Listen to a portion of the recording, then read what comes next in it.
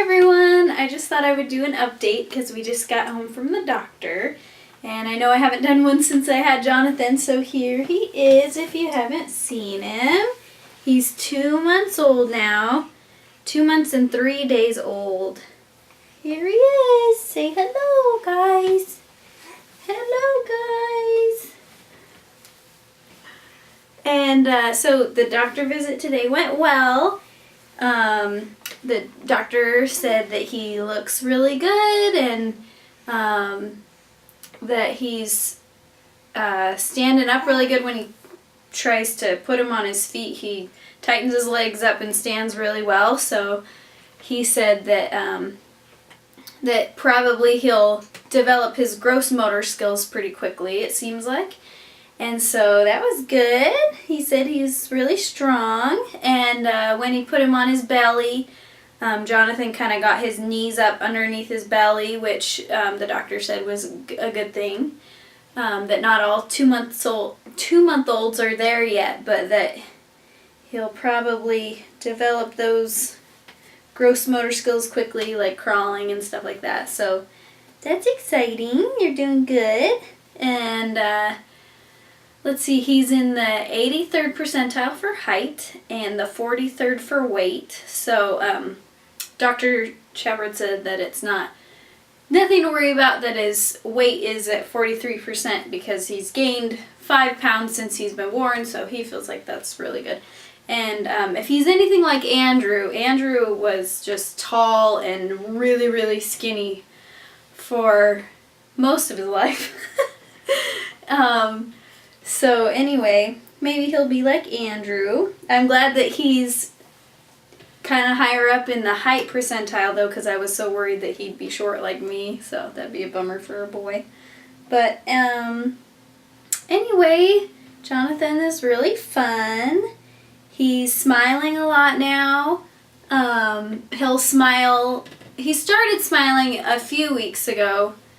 But now he'll pretty much, I can get him to smile whenever I want to, pretty much. If he's in a good mood and I smile at him, he'll usually smile back at me. Or sometimes if he's in a really good mood, we can get him to just smile so huge and he lifts up his legs and it almost looks like he's gonna laugh or something. But, so that's fun. And he's talking a lot more. Like he'll talk to us, we talk, and then he'll make noises back, and then so that's fun. Can you tell us a story? Can you show us how you talk? Show us how you talk. Show us how you talk. Not right now, but anyway, so that's fun. He's a pretty good baby at home most of the time. I mean, he fusses every now and then, but it seems like he does not like, he's pretty chill until we're with big groups of people. He does not like big groups of people, and he doesn't do very well.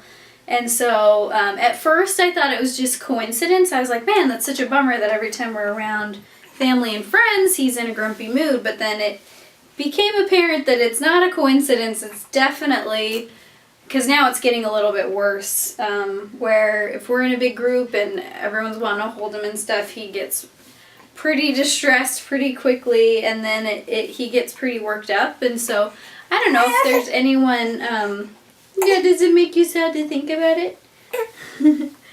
If there's anyone that kind of had troubles with that and has advice about how to ease him into that, because I'm thinking about just doing, when we're in group settings, just holding him myself and then getting him kind of used to the environment, and then letting people hold him maybe later if he gets used to it. So I don't know, we'll have to see, because it's a bummer because everyone wants to hold him, but then he gets pretty upset, especially if I'm not even around. Like if he can't even see me, then he just gets like, I get there and he's just like screaming and red in the face, and then he's okay once I get him and calm him down. So anyway, so he has a little maybe social anxiety. At the doctor today he had 3 shots, so the doctor said his legs might be a little sore. So it sounds like maybe he's sore. And I haven't given him any Tylenol yet because he's been okay, so I thought if he gets fussy, I'll give him a little baby Tylenol. Anyways, so that's kind of a rough thing that we're working on, especially since we're at church a lot. We have a big church and lots of family and friends there. And I put him in the nursery for the services, and so he doesn't really like the nursery because I'm not there, and he gets all stressed out or whatever. So I usually get paged in there.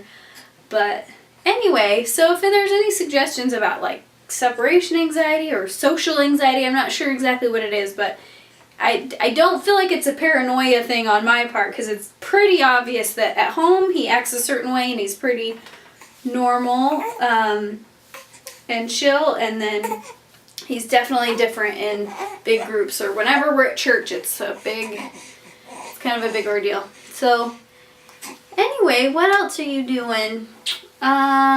He slept through the night one time, like a week ago. Oh, do you need some Tylenol? Yeah. Oh, okay. Anyway.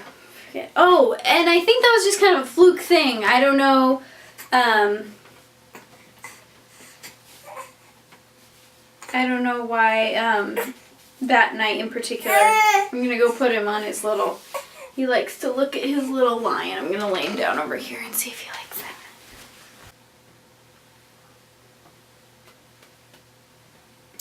Alright, I gave him a little Tylenol, and I think he's falling asleep, so I can tell he's hurting a little bit. You know, you can tell they're different cries and stuff, so I can usually tell if he's like in pain, you know, gassy or something. So anyway, so the one night that he slept through the night was kind of a fluke thing, I think. And I put him to bed at 10. That's when he always goes to bed. And he slept till 6 that morning, so a good 8 hours. And then I was really uncomfortable in the morning. So I was like, oh, are you ready yet?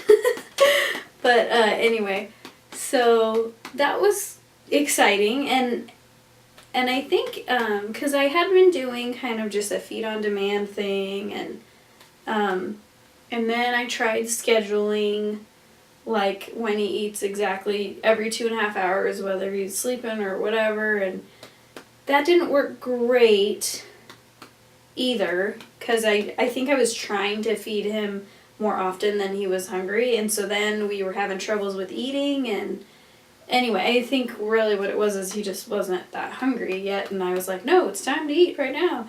So anyway, now we've got a good routine, I think, that kind of like, I just kind of tracked what his normal day was like, just kind of letting him lead kind of when he got sleepy or when he felt like he was hungry, and kind of like just wrote it out for myself for a few days to see if there were any patterns. And then I kind of built a schedule off of that, and so that's been really helpful. So we have a written out schedule that we try to kind of go by, and I don't like, it's not like exactly, but our nighttime routine is pretty much exactly the same every night. So 9:30 he gets a bath every night because he really likes the bath, and if he's worked up at all, because sometimes in the evening he's more fussy, bath calms him down right away. He never cries in the bath. He really likes it. Even he knows, I think, when I turn on the bathtub, the water, he stops crying, like, because he knows.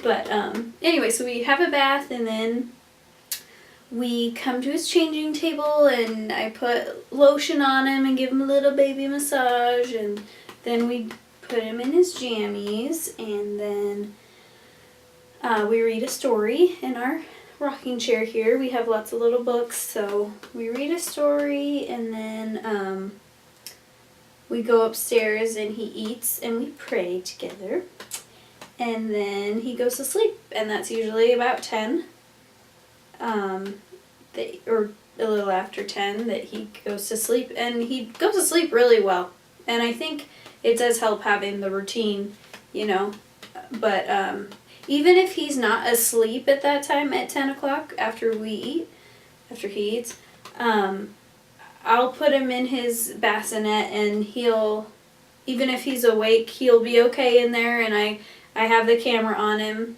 We have a little monitor camera thing, and he'll just look around and then put himself to sleep. So that's really great. And he doesn't do that during the day ever for his naps and stuff. Usually I like rock him to sleep and stuff because he's fussy and tired. But at nighttime, it's like he knows it's nighttime and he's okay being just awake by himself in the dark.